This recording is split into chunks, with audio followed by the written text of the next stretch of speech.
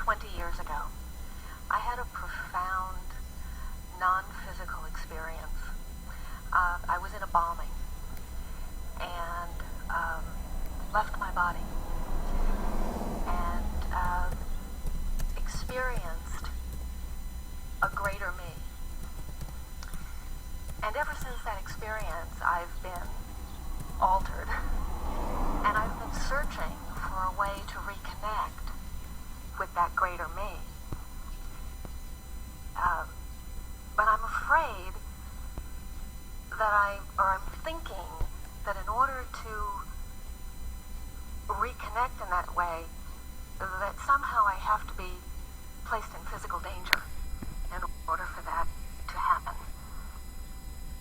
And I guess I'm wanting to know, is there another way? Describe the physical danger that you experienced the first time. Oh, I was in a bombing. I was in a train station in Canada. And I was standing at a rent-a-car counter. And probably from me to you, there was a bank of lockers.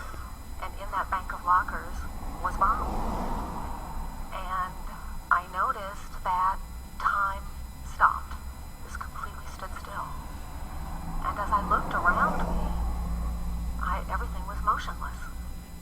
And in very slow motion, I saw the door of the locker open, and this big ball of flame come rolling out in slow motion. And it was heading towards the line of people. This was a huge train station, like Grand Central Station. Heading towards the line of people who were waiting for their train. And I remained in my spot by the rent-a-car. My body remained in the spot by the rent-a-car. But who I was, that greater me, went up to the ceiling and observed the entire event from a higher altitude. And started doing incredible calculations. And I'm someone who counts on my fingers, but I was doing incredible calculations.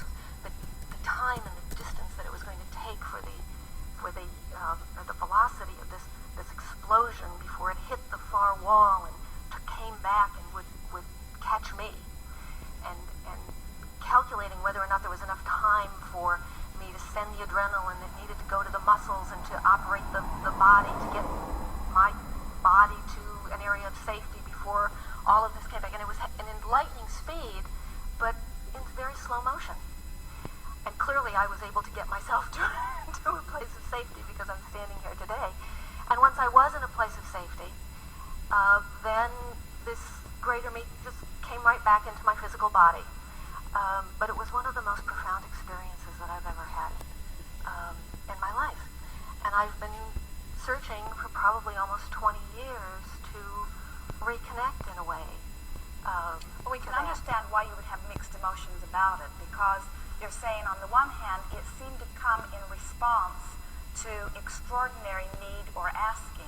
And I'm not sure that I ever want to put myself in that kind of extraordinary need or asking just to have the experience. Exactly. And the thing that we'd like to say to you, you're helping us to talk about this balance between my desire and my belief in expectation. Because if you really, really, really, really, really, really, really, really, really, really want something, even though you might not believe it, in a time or a moment of heightened desire, the desire can dominate the vibration of your being. In other words, well-being is always coming to you.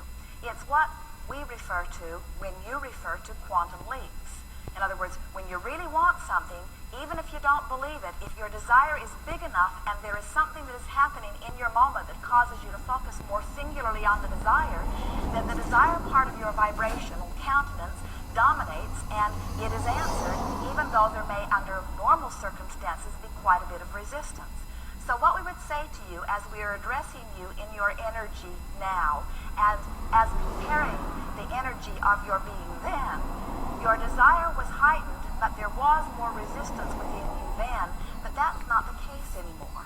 In other words, over this period of time, you've released layers and layers and layers and layers and layers of resistance. So now subtle desires are easily answered for you. Yes. Another thing that is quite interesting about these extraordinary experiences that you have that are out of body in nature because you want confirmation of a number of things. First, it helps you to know that there is more than just you. You had an undeniable experience. In other words, you will never again question the existence of that broader part of you. And we think with remarkable clarity, you have the experience, and we're even able to translate it back into this time-space reality with great clarity and precision what was actually taking place. Time is just a perceptual thing, you see. Yes. And what you experienced is a little bit the way the universe sees circumstances and events. In other words, all kinds of things are orchestrated from that timeless vantage point. And so you did get a whiff of what non-physical is like, and you did an excellent job of translating it verbally, experientially, back into physical time-space reality. The thing that we most want to say to you is that having had that experience answered that asking. It's sort of like you'll have an out-of-body experience. It usually comes early on when you first start meditating or when you first start consciously becoming into awareness that there is this broader perspective. And then oftentimes you don't keep repeating it over and over again. And the reason you don't keep repeating it over and over again is because you asked the question and the question was answered, and once you hold that knowing, you don't keep having to have that same answer come to you over and over and over again. So now, if we were standing in your physical shoes, we would begin to consciously formulate other questions. Because the question is no longer within you, does my inner being exist? Does that part of consciousness exist? Do I have access to it? You already know that. Now, the question is a different one. It is, in what ways can I more effectively utilize my relationship with my inner being? Or can I, on a day-to-day basis, have that full conscious awareness come forth to me here? Also, your inner being is really not wanting you to jolt yourself from the consciousness of this time-space reality and view your world from that consciousness. That just happened over those experiences, and we don't think you're really reaching for that either. We hear you say, what I'm wanting to do is be fully present here in this physical body and have conscious fullness of that source energy expressing through me here. That's a whole different thing. That's not what happened then. What happened then was your consciousness raised and joined your broader non-physical being. Now what you're talking about is you allowing that broader consciousness to come forth through here. Yes. It's really splitting hairs one way or the other, but it is quite a different question. Yes, it is. We do not think that you were ever in harm's way. We often say there are no near misses. In other words, you don't almost die. None of that happens. In other words, when it's your time to die, you die. And when it's not, you don't. Because those things are orchestrated from the energy alignment that has been set into motion long before the moment, which allows your escape or causes your reemergence in the non-physical. And so don't worry about getting some intention going that sort of offsets that broader intention of living a long and healthy life experience. It's not going to happen. Also, we would not spend any time beating the drum of that experience, other than the aspect of it where you had that glorious experience of getting to view life from that broader perspective and understand in what good hands you really are. It was actually quite wonderful. Every death experience is, and even near-death experiences are. In other words, that's what it feels like, even if you have been one. We want to take a moment to describe this.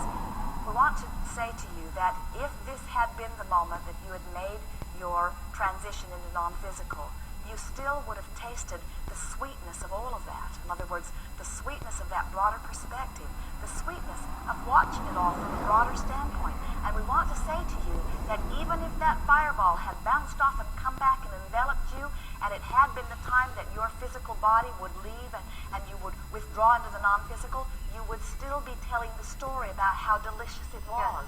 Because in the moment that anything like that comes close, you do gain that broader consciousness. What you have